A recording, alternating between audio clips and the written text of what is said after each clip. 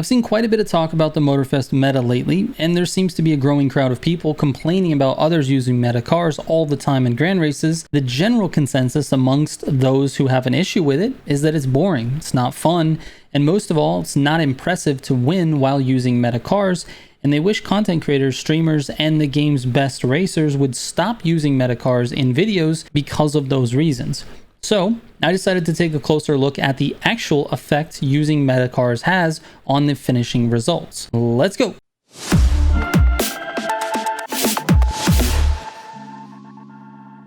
Alright, before I get into the data that I recorded and my main takeaways, let me address some things that you should keep in mind while I'm reporting this data to you. Number one, the data is real data from my experience in 59 grand races. This took place over the course of a few weeks, not in one sitting, so the order of these races that I'm about to show you is not really the order in which it happened. It was random, I just recorded it whenever I had time.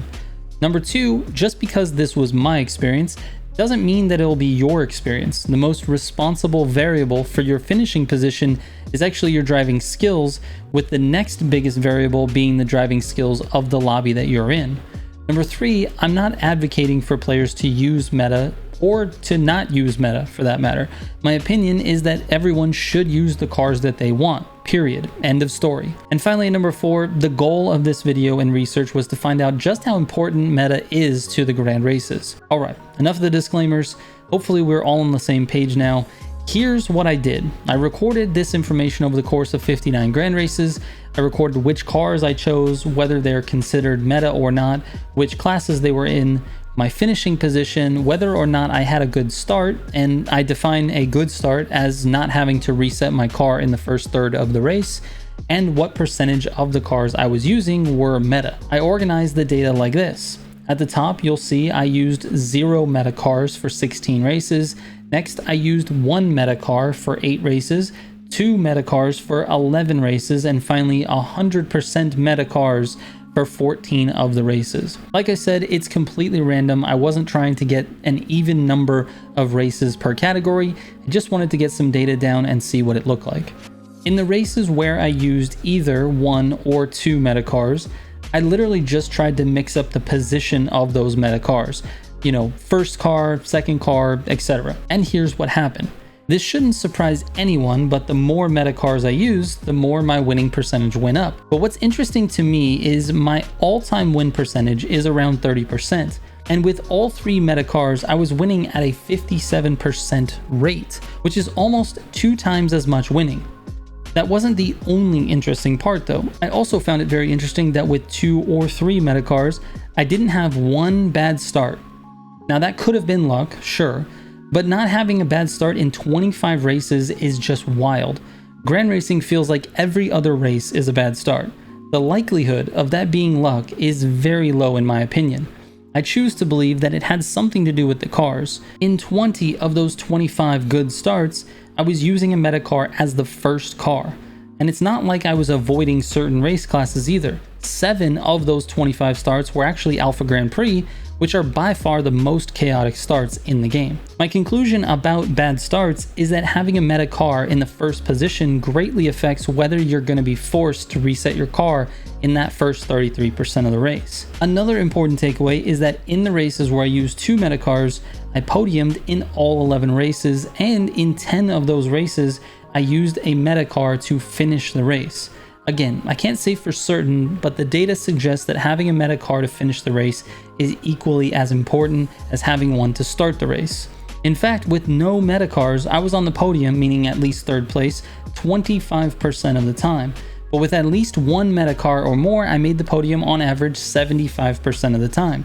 That's 3 times more than with no meta cars. To be honest, the data is kind of overwhelming. It's actually not what I was expecting. I mean, I expected to see more wins with more meta cars, but I did expect to do better without meta cars. I'm an above average driver who has over 900 hours in Motorfest and hundreds of grand races under my belt.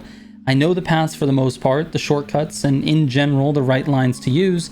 I'm certainly not the fastest, but in those 59 races, not once did I fall out of the top 10. For some reason, I wanted the idea of not using meta cars to be more viable. I think I really do feel for the people who just want to use the cars they like instead of a specific set of cars, and I was hoping to prove with data that you actually can. Unfortunately, the data went the other way in a hurry, which from my point of view means that for players who are concerned with using their favorite cars instead of meta cars, there's a choice that needs to be made. Either use the favorite car knowing that it will hinder their ability to a certain extent to be competitive in the race, or use the cars they know will give them the best chance of succeeding. In literally any game where a competition takes place and players have choices, there is a meta. Call of Duty and Valorant, there are meta guns, Overwatch, meta team comps, card games, meta decks, and of course, racing games are no exception. In all of those games, players are faced with the exact same choice when entering a race or a game. What's funny is that I hear a lot of people complaining about others using meta, but the choice that I just mentioned has nothing to do with others. It's literally your choice. You decide what you want to do, just like they're deciding what they want to do. For the highly skilled players who choose to use meta cars the majority of the time, the decision is easy. Their goal is to go faster than everyone else, so why would they choose a tool that isn't going to help them do that? I don't blame others for my performance or car choices, and you shouldn't either. It literally comes down to your own personal preference and honestly, what's going to be more fun for you. The title of this video asks a very important question though. Are Motorfest players forced to use meta? And the answer really depends on the extension of that question. If the question is, are players forced to use meta in order to be competitive in Motorfest, the data very clearly suggests that the answer is yes. But at face value, do you have to use meta cars? Obviously not. You can choose the car that you want when you want, but you need to adjust your expectations accordingly. Stop blaming others for your position. And lastly, this comes from the heart, so don't take this as me being rude.